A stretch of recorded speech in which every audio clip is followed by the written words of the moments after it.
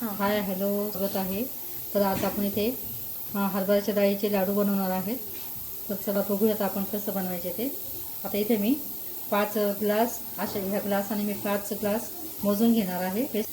6 glass मी इथे बेसनाचं पीठ घेतलेलं आहे. इथे बघू शकता 6 ग्लास मी ह्या गिलासाच्या मापाने 6 ग्लास बेसनाचं पीठ मी मोजून घेतलेलं आहे लाडूसाठी.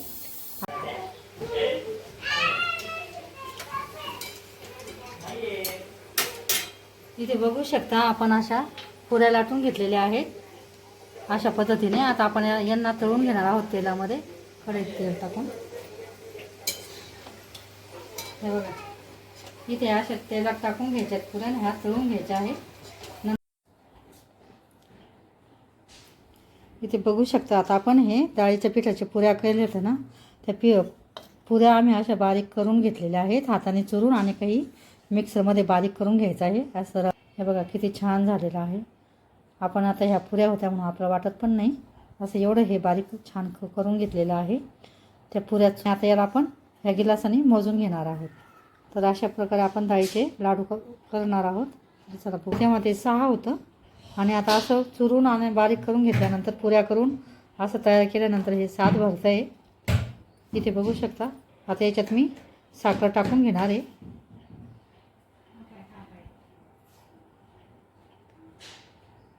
आपण हे हरभऱ्याच्या डाळीचे लाडू बनवणार आहोत. याचे आपण बघू शकता. आता इथं हे मी बारीक पुऱ्या करून असं बारीक करून घेतलेलं आहे मिक्सरने, काही हाताने. तर हे इतकं छान आपलं बारीक तयार झालेलं आहे. आता याच्यात आपण साखर टाकून घेणार आहोत. इथे बघू शकता ह्या गिलासानं मी साखर पण मोजून घेतलेली. ह्याच गिलासानं मी हे पण मोजून घेतलं होतं, डाळ आपण बारीक केलेली. आणि आता याच्याने मी साखर पण मोजून घेतलेली आहे. तर मी हीच साखर, मला थोडेच कमी गोड पाहिजे आहेत, त्याच्यामुळे मी 5 ग्लास साखर दळून टाकलेली आहे. इथे बघू शकता. आता आपण हे छान मिक्स करून घेणार आहोत. तुम्ही जास्त तुम्हाला गोड आवडत असेल जास्त, तर तुम्ही 7 ग्लास जर हे असेल ना डाळीचं पीठ, तर ते 7 ग्लास तुम्ही पण टाकू शकतात साखर. मी ते कमी टाकून घेणार आहे. इथे बघू शकता. आता हे छान आपण मिक्स करून घेणार आहोत अशा पद्धतीने. इथे बघू शकता. आता आपण ह्या तयार केलेल्या डाळीच्या पुऱ्यांच्या पिठामध्ये याच्यामध्ये आपण आता साखर छान 5 ग्लास साखर इथे मी टाकून घेतलेली आहे. हे माझं डाळीचं पीठ 7 ग्लास भरलं होतं, आणि मी 5 ग्लास इथे दळलेली बारीक साखर टाकून घेतलेली आहे. आता इथे आपलं टेक्स्चर बघा किती छान तयार झालेलं आहे. बघू शकता. आता याच्यात आपण थोडं थोडं दूध टाकून याचे लाडू वळून घेणार आहोत. बघू शकता. याला तूप लागत नाही, काही लागत नाही. आम्ही ह्या पुऱ्या ह्या तेलातच तळलेल्या आहेत.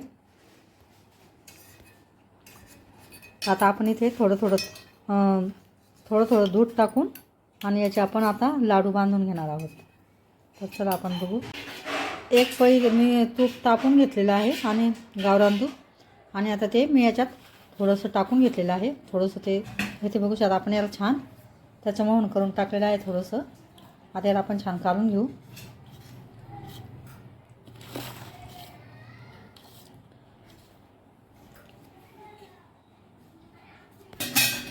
इथे बघू शकता. मी आता 1 वाटीचं दूध घेतलेलं आहे. दूध आपण याच्यात थोडं मिक्स करून टाकून घेणार आहोत. जसं लागेल तसं टाकून घ्यायचं आहे. 1 वाटीभर दूध घेतलेलं आहे मी. बघू शकता. इथे बघू शकता 1 वाटी मी ही वाटीभर इथे दूध टाकून घेतलेलं आहे ह्या मिश्रणामध्ये. आता इथं किती छान आपलं हे तयार झालेलं आहे. हे लाडूचं आपलं छान तयार झालेलं आहे. आता याचे आपण लाडू बनवून घेणार आहोत. इथे बघू शकता.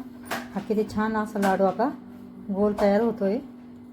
असेच लाडू आपण आता सगळे करून घेणार आहोत. इथे बघू शकता. अशा प्रकारे लाडू आपले छान डाळीचे पुरीपासून बनवलेले तयार होतात. इथे बघू खायला पण खूप छान लागतात. ते चविष्ट लागतात, स्वादिष्ट लागतात. तर अशा पद्धतीचे लाडू तुम्ही पण नक्की करून बघा. रेसिपी आवडल्यास लाईक करा, शेअर करा, कमेंट, आणि लाडू आवडल्यास चॅनलला सबस्क्राईब करा, लाईक करा. इथे बघू शकता असे आपले छान लाडू तयार झालेले आहेत. डाळीच्या पिठाचे लाडू इथे बघू शकता. अशा पद्धतीने मी लाडू तयार करून घेतलेले आहे. 20-25 लाडू आपले छान तयार होतात 6 गिलासाच्या पिठामध्ये. इथे बघू शकता. अशा पद्धतीने लाडू तुम्ही पण नक्की करून बघा. आणि रेसिपी आवडल्यास लाईक करा, शेअर करा, सबस्क्राईब करा. व्हिडिओ बघितल्याबद्दल सगळ्यांना धन्यवाद.